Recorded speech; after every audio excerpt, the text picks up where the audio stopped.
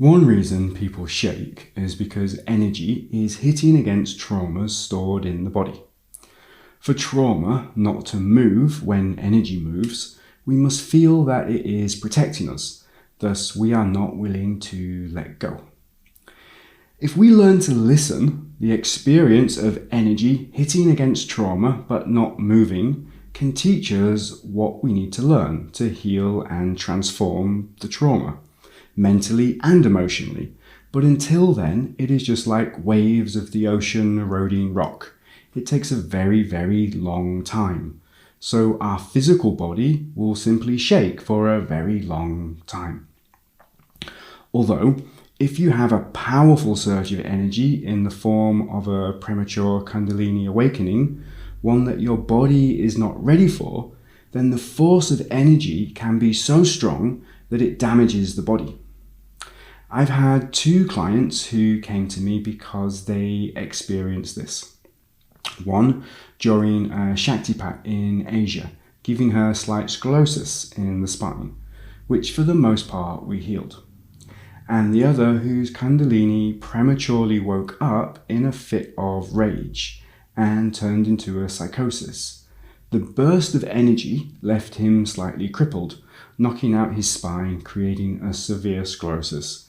A few years later, we worked together and repaired the damage mentally, emotionally, and physically. He started running again, became a happy person, and even stopped smoking, all within a few weeks. I'm sharing this story to show why learning the tools in Kundalini bodywork is so important when supporting others to heal with this energy, and to show the dangers of activating Kundalini in a person. In Kundalini bodywork, we are clearing the pathway of Kundalini, which can be a very enlightening and spiritual experience in and of itself. And we support people to develop their own imprint of Kundalini, to create their own awakening. Once you have your own imprint, then this can act as a transmission that supports others to develop their own imprint, to allow their soul and higher self to inhabit their body more. But we should be careful not to dominate others with our imprint. If we feel that we now have the power to activate others in an egoic way, dominating them through the giving of Shaktipat, forcing our imprint into them, the knowledge intended for our soul, before they have started to discover themselves and their spirituality, thus lacking discernment.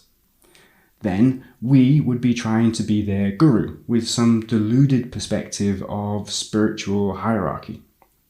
If we do this, if we force Shaktipat as a form of ultimate truth, then we risk damaging the people we work with, creating premature awakenings that can create physical, emotional, and mental damage. Likewise, when we don't learn the foundations of Kundalini bodywork well for ourselves, we take some risks in our self-practice. So I truly hope that if I was to ask you what to do if you or someone else had large amounts of energy building up in them, when there is still a lot of trauma and misalignments between the bodies, that you would practically know what to do. What to do to prevent a premature awakening. On the flip side, most people are damaging themselves with incorrect breathing anyway, and many who experience a psychosis or Kundalini syndrome do so because of poor breathing habits with no means of emotional integration. So teaching people to breathe correctly and activate this energy has to be better than not doing so, at least for most people. With physical trauma and tense fascia, then the body shaking can help us release both physical tension and dense emotional chi from historic events that we are not attached to and do not think or feel are protecting us, so the energy can be transformed, clearing the path of Kundalini. The essence of a good de-armoring practitioner is knowing when it is okay to de-armor and when it is not. So in giving ourselves de-armoring, we should learn the same. We should learn when more holistic work is needed before self-de-armoring. The primary method for knowing this is through non-verbal communication. So we must also learn to listen to body language and, importantly, energy. If we already have a relatively open, energetic body with a clear path of Kundalini, we can experience blissful and enlightening experiences as physical and emotional energy is transformed into spiritual. This can be an orgasmic experience. The body dances, moves into yoga, asana and mudras, and for some people, positive energies that they are connected to come into their body and speak what seems to be an ancient, foreign or extraterrestrial language, often called light language. As mentioned before, in some people, this can feel disconcerting, so feel free to slow down the process if it sends you into fear. During Western exorcisms, we can see negative entities and demonic energies leaving the body. And in Eastern traditions, this can be related to worshipping the goddess Kali and allowing her energy in, invoking Shakti as the goddess Kali who moves through our body, killing and burning away what we do not need, allowing old energy to die and transform, welcoming in new life. As the work progresses, Kali energy, although seen as a red goddess of death and destruction, she can also bring feelings of total unconditional love, similar to what Jesus would bring after an old-style religious Christian exorcism. What Kundalini bodywork is teaching us is to see that our cultural beliefs and what we mentally sign up to and invest our time into and our energy will to an extent dictate the experiences that we have and the visions that we see. As consciousness, energy, Kundalini, moves through our body, consciousness is simply becoming more conscious of itself, of what is, to see what is and experience what is as it is.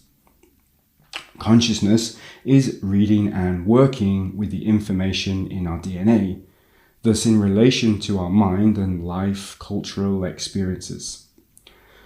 The sports and exercise practices that we engage in will also play a large component in how our bodies move, especially when working with energy.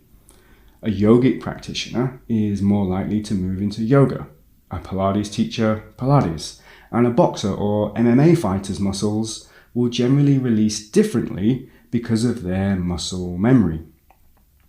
Sure, it's nice to think through tantric embodiment work that we could download information into our bodies and suddenly become a martial arts expert, gymnast or belly dancer. But most of the time, this sounds quite far-fetched. What we should all be able to do is agree that during energy work, our muscle memory is in relationship with the vibration of consciousness moving through us.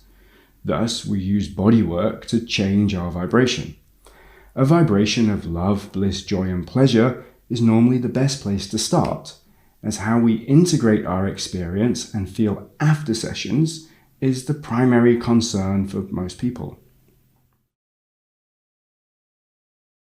When people follow traditions dogmatically or are connected to a guru's imprint of Kundalini instead of their own, they risk reducing their experiences of enlightened consciousness or Kundalini because the energy is no longer being fed in an authentic way.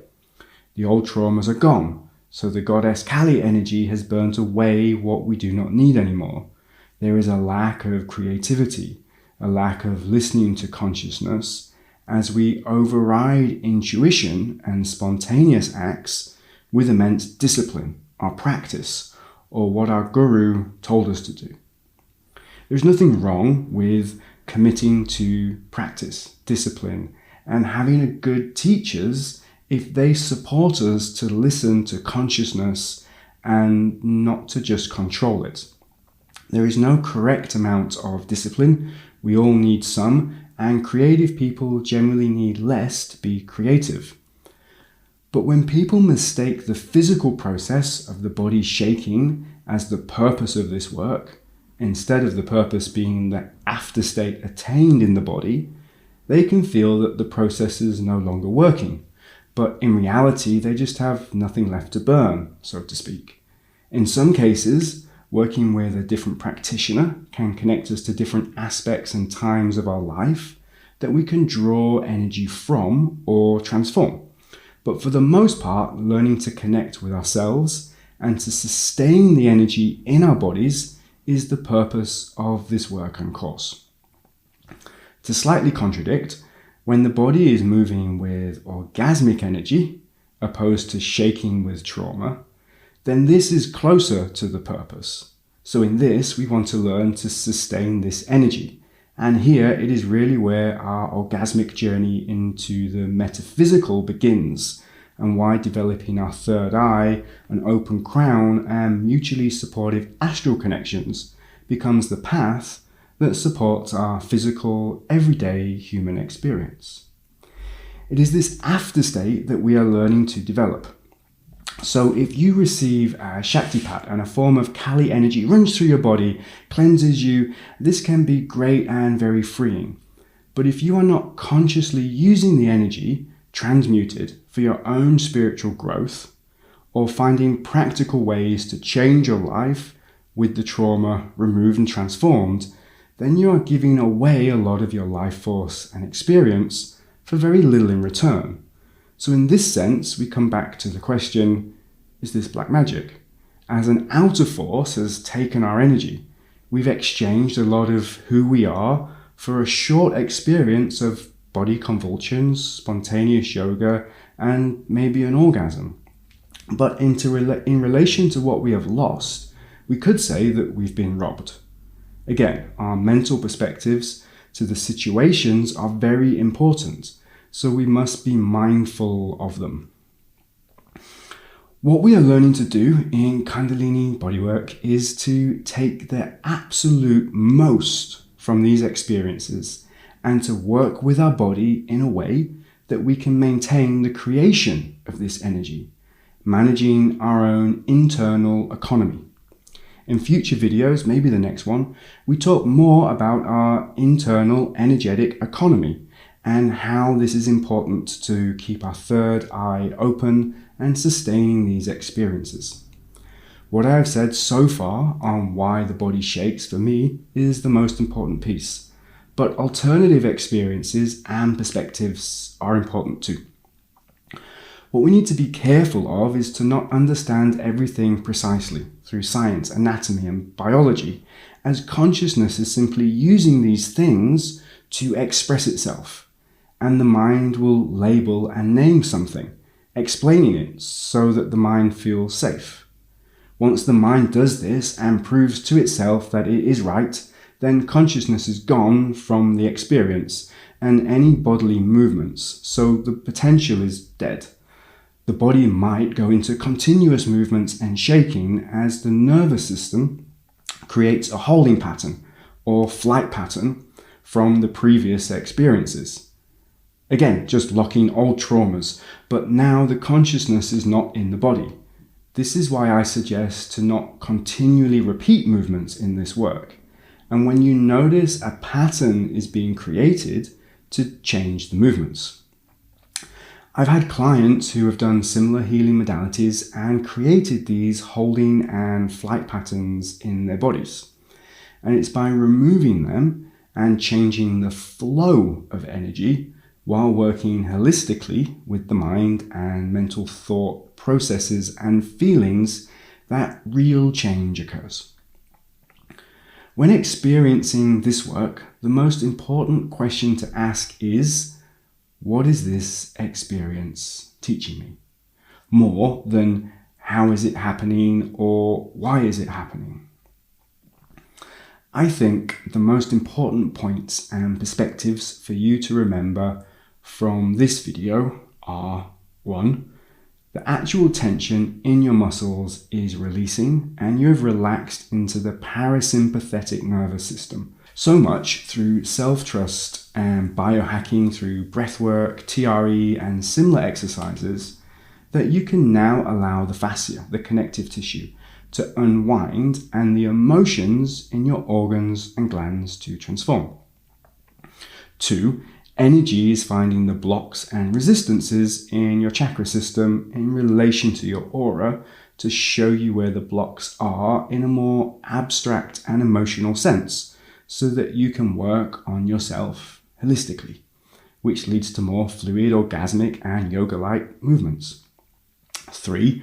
A demon could be raping you, or an angel could be healing you, or divinity could be moving through you. By working with non-duality in the way we are learning to, we are working towards a more coherent understanding and relationship to divinity.